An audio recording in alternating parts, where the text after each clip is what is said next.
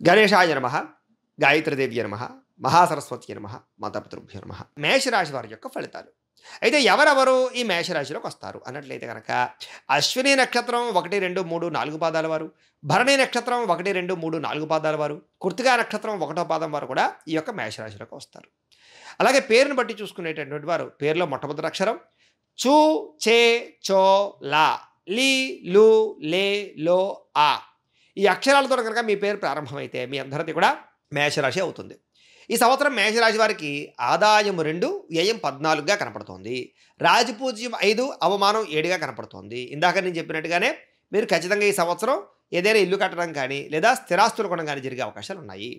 ఇక మేషరాశి వారికి ఈ సంవత్సరం గోచారం చూసుకున్నట్లయితే ద్వితీయ తృతీయ స్థానంలో గురుడు, వ్యయస్థానంలో శని, వ్యయ లాభస్థానంలోనేమో రాహువు, పంచమ షష్ఠ స్థానంలో కేతువు సంచరిస్తున్నాడు. అందులోనూ ఏలినాటి శని కూడా ఈ సంవత్సరం ఉంది, రాబోయింది, వచ్చింది, మొట్టమొదటి ప్రారంభమైంది ఈ సంవత్సరం. కాబట్టి ఈ సంవత్సరం అందరికీ ఎలా ఉంటుందంటే కనుక ముఖ్యంగా విద్యార్థులకి ఈ సంవత్సరం అంతా కూడా కష్టపడవలసినటువంటి అవసరం బాగా కనపడుతోంది.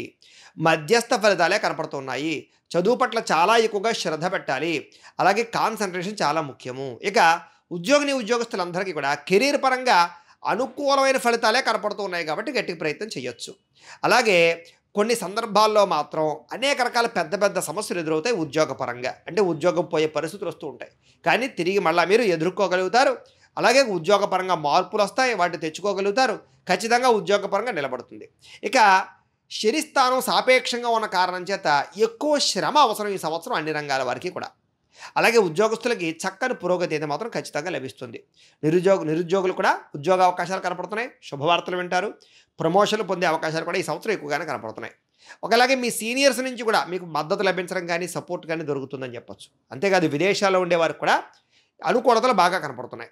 వ్యాపారస్తులకు మాత్రం కొంచెం ధన నష్టం కనపడుతోంది, జాగ్రత్తగా ఉండాలి. అధికంగా డబ్బులు ఖర్చు అవుతాయి, మీకు అప్పుల బాధలు బాగా పెరిగే అవకాశం కనపడుతోంది. అలాగే చాలా జాగ్రత్తగా ధన నష్టం కలగకుండా మాత్రం ప్రతి వ్యాపారస్తులు జాగ్రత్త తీసుకోవాలి ఈ సంవత్సరం. అందుకే పెట్టుబడులు పెట్టేటప్పుడు బాగా జాగ్రత్తగా ఆలోచించి నిర్ణయాలు తీసుకోండి. అయితే ఆదాయం కన్నా ఖర్చులు విపరీతంగా పెరగడం వల్ల అప్పులు అధికమయ్యే పరిస్థితి కనపడుతుంది. అందరికీ కూడా జాగ్రత్తగా ఉండాలి. అయితే వివాహం కాని స్త్రీ పురుషులకి వివాహ యోగ్యతలు బ్రహ్మాండంగా కనపడుతున్నాయి.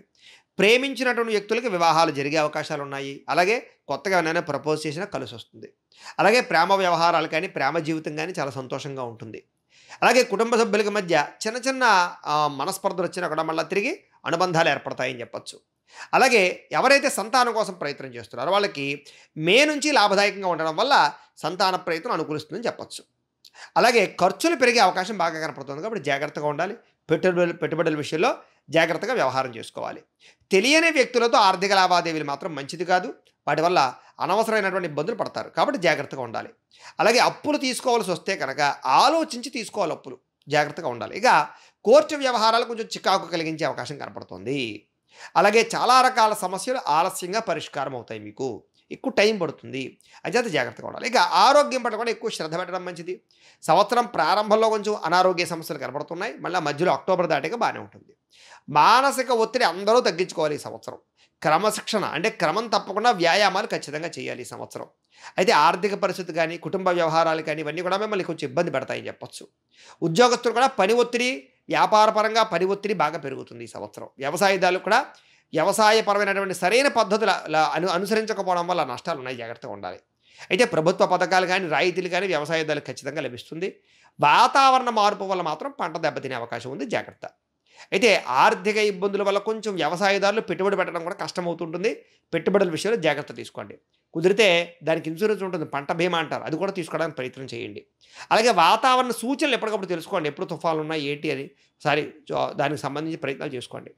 తద్వారా మీకు అనుకూలమైన వాతావరణం కనపడుతుంది. అయితే ఓవరాల్గా ఈ రాశి వారికి చిన్న చిన్న ఇబ్బందులు ఎల్లాడి శని ప్రభావం ఉంది కాబట్టి కొన్ని పరిహారాలు చేసుకుంటే మంచిది. ఏమిటంటే కనుక రవికి, గురుడికి, శనికి, రాహువుకి, కేతువుకి కూడా జపాలు చేయించుకోవడము, లక్ష్మీ గణపతి హోమము, సుదర్శన హోమము చేయించుకున్నట్లయితే ఈ సంవత్సరం చాలా బాగుంటుంది.